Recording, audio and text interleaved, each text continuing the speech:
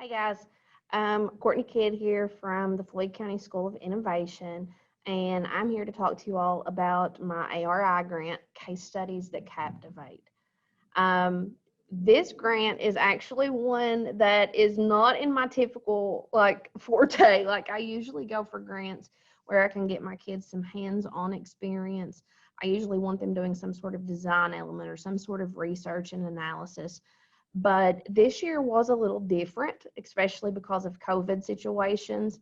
So with this grant, what I was actually looking to do is figure out a way to invest in my students in something that I could actually use to improve not only my face-to-face learning, but something that I could use in hybrid situations, something that I could use when we were fully online that would still allow my students to communicate with each other and with me. When I pitched this idea back in the fall, one of the things that I was again focusing on was kind of like a revision to my own teaching style. I realized that, I had this necessity now where my students were going to have to use technology because classroom norms were completely disrupted. I couldn't pull kids together for group work as easily. I couldn't say, hey, let's split up, let's have a discussion open-ended. Everything just kind of changed. So my version of higher level learning had to be adjusted. And the way that I did that was I kind of based this grant directly from the Next Generation Science Standards. I wanted my students to be able to make claims, okay? And one thing that I've always noticed about my students is when they make claims, a lot of times they think their evidence is the same thing as, like their resolution, their resolve for the problem. So basically what I was doing with this was I wanted to be able to present them with like true life data, all right? Something that's actually been researched, something that would pique their interest, something that would give them the opportunity to say, hey, this is why the science matters. And from that, I actually did some research. I worked through NSTA for a couple of these things, and I found out that they actually had an ebook series. I am not a big book teacher. Like, I don't even have a classroom set, but I do like to have reference tools that my students can use. So because we were doing this hybrid, full virtual, back face-to-face, hybrid alternate plan consistently throughout the year, I wanted to accommodate for that and I wanted to plan for that.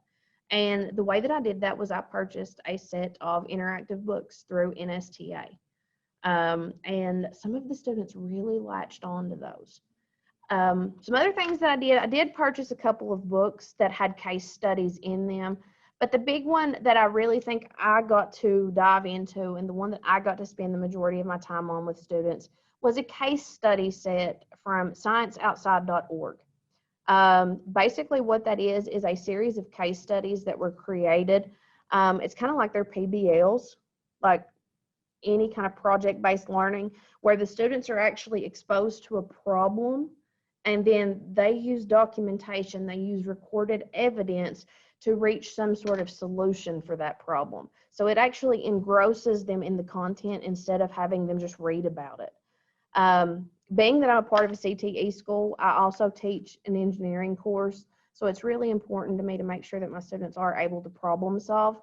And these case studies gave me the perfect opportunity to do that.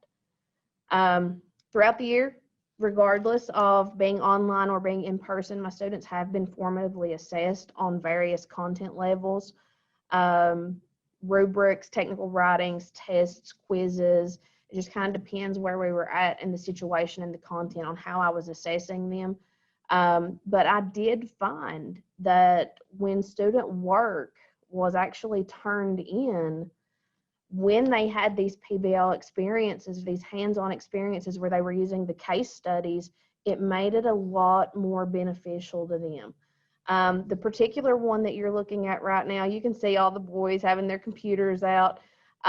Just because we were face-to-face, we still relied on the case studies. I still post everything digitally.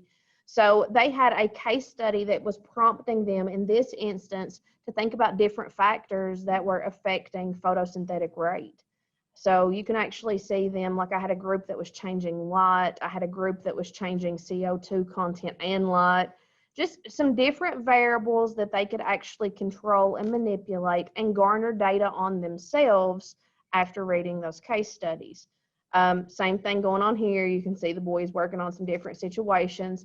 They actually did a lighted situation and then created a dark situation using 2 cups. So it was just a simple manipulation with them always referencing and going back to those online case studies. This particular case study was also, it included a virtual lab that we did. This one had them analyzing like molecular transport, so looking at diffusion and osmosis. So in this case, even though they weren't hands-on, the case study included the manipulative that they could actually work with. And then what this is, and the reason I titled this Figuring It Out, I'd never really used case studies other than in a random situation, most of the time in my advanced placement classes. But figuring it out and how to use it with a general biology class was actually really intriguing for me. Again, I speak highly of the Science Outside set because the majority of those are animal-based, and a lot of the content, like there was a case study about the beavers that my students really latched onto. It just gives them something that they can connect with. A lot of my boys are hunters. Some of the case studies in there are about white-tailed deer. So you immediately have that click and that response for them. The engineering and the life science series also gave me the opportunity to kind of combine my 2 courses, the engineering and the biology, with some PBL or case study material. And then I had to post this because I was proud of this. This is actually 2 responses that my students sent me on Google Classroom when I shared the NSTA ebook series with them, because at this point they were home. We were completely virtual at this point. It was just really hard sometimes for me to show them the right video that they needed at the particular time. But having these books, having these images, it really opened up just the capacity for them to be able to look up things on their own. Like if they were curious about something and I wasn't instantly there online. They made comments about how they loved the interactive pictures. Basically, just the fact that because it was an ebook and it was interactive, they weren't just reading, they were actually involved in the content. It was an aid for comprehension. Sustainability for this project through the roof. Go back. It is definitely something that I can repetitively use. The only thing we will have to do is kind of keep our subscription to the ebooks restored.